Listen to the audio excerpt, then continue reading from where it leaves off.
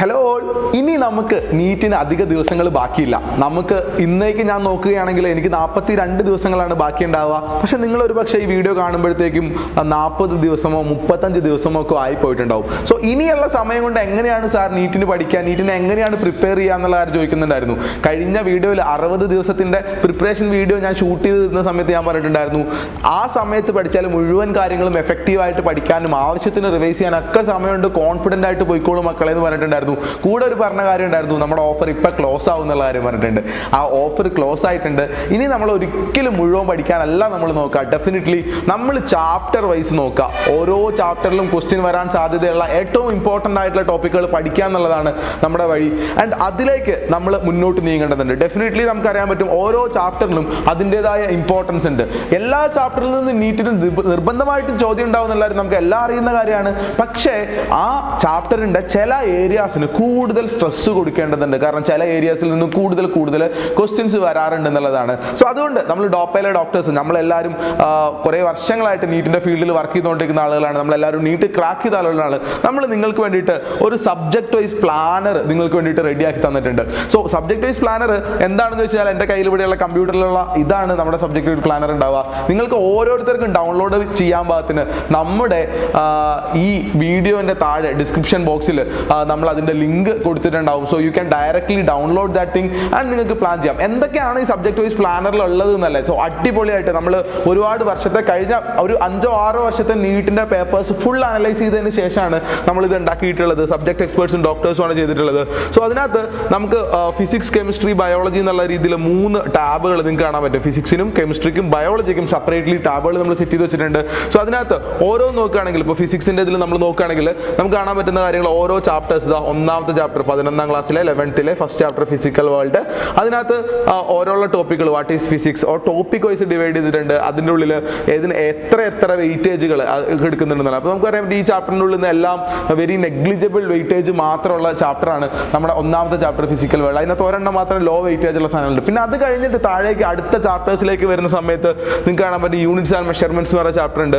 ആ ചാപ്റ്ററിനകത്ത് നമുക്ക് കാണാൻ പറ്റുന്ന കാര്യം ഒരൊറ്റ topic dimensional formula and dimensional equation എന്നുള്ളത് വെരി ഹൈ വെയിറ്റേജ് ഉള്ള ടോപ്പിക്കാണ്. സോ നിങ്ങൾ ഈ ചാപ്റ്ററിൽ നിന്ന് ഒരെണ്ണമാണ് പഠിക്കാൻ ഉദ്ദേശിച്ചെങ്കിൽ ഡെഫിനറ്റ്ലി ആ ഹൈ വെയിറ്റേജ് ഉള്ളത് പഠിക്കണം. പക്ഷെ നിങ്ങൾ മനസ്സിലാക്കേണ്ട കാര്യം, ഈ ഒരു ചാപ്റ്ററിൽ നിന്ന് യൂണിറ്റ്സ് ആൻഡ് മെഷർമെന്റ്സ് എന്ന് പറഞ്ഞാൽ ആ ഒരു ചാപ്റ്ററിൽ നിന്ന് വരുന്നത് ഒരു ടോപ്പിക്കിന് മാത്രമേ ലോ വെയിറ്റേജ് ഉള്ളൂ. അത് നമ്മുടെ SI യൂണിറ്റ് പഠിക്കാനുള്ള സാധനമാണ്. പക്ഷേ സ്റ്റിൽ വെയിറ്റേജ് ഉണ്ട്, ലോ വെയിറ്റേജ് ആണ്.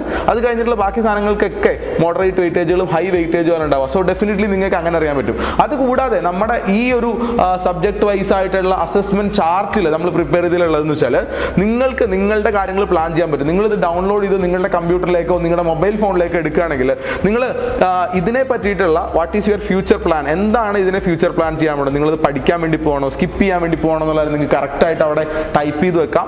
ആൻഡ് അത് പഠിക്കുന്നതിൻ്റെ ഡേറ്റും നിങ്ങൾക്ക് അവിടെ തന്നെ ചേർക്കാൻ പറ്റും. എപ്പോഴാണ് പഠിക്കുക എന്നുള്ള രീതിയിൽ ചെയ്യാൻ പറ്റും. സോ ഇത് ഞാൻ പറയുന്നത് അഡ്വാൻസ്ഡ് പ്ലാനിങ്ങൾ നിങ്ങൾ ഉപയോഗിച്ചില്ലെങ്കിലും ഓരോരോ ചാപ്റ്ററുകൾ പഠിക്കാൻ പോകുമ്പോഴും, ഇനി നിങ്ങൾ പുതുതായിട്ടൊരു ചാപ്റ്ററിനെ അപ്രോച്ച് ചെയ്യുകയാണെങ്കിൽ ഡെഫിനറ്റ്ലി നമ്മുടെ ഈ ഒരു സബ്ജക്ട് വൈസ് പ്ലാനർ, നമ്മുടെ ഒരു സബ്ജക്ട് ഓറിയന്റഡ് ആയിട്ടുള്ള നമ്മളെ എക്സ്പേർട്സ് തയ്യാറാക്കിയുള്ള സാധനം ഒന്ന് എടുത്തു നോക്കുക എന്നുള്ളത് ഭയങ്കര ഇമ്പോർട്ടൻ്റ് ആയിട്ടുള്ള കാര്യമാണ്. സോ എല്ലാ ടോപ്പിക്കിൻ്റെ ഉണ്ട്. അതുപോലെ കെമിസ്ട്രിയുടെയും നമ്മൾ ഇതുപോലെ തന്നെ അറേഞ്ച് ചെയ്ത് വെച്ചിട്ടുണ്ട്. സോ ഓരോന്നിൻ്റെയും വെരി ഹൈ ആയിട്ടുള്ള സാധനങ്ങൾ ഡെഫിനറ്റ്ലി ഞാനിപ്പോൾ എടുത്തു വെച്ചിരിക്കുന്നത് classification of elements and periodicity of property എന്ന് പറഞ്ഞ കെമിസ്ട്രിയുടെ 3ാമത്തെ ചാപ്റ്ററാണ്. അതിനകത്ത് നമുക്ക് കാണാൻ പറ്റും വെരി ഹൈ ആയിട്ടുള്ളത് 3 ടോപ്പിക്. ഇലക്ട്രോണിക് കോൺഫിഗറേഷൻ ആണ് പഠിക്കാനുള്ളത്. And electronic configuration types of elements in SPDF ബ്ലോക്കിൻ്റെ ആണ്.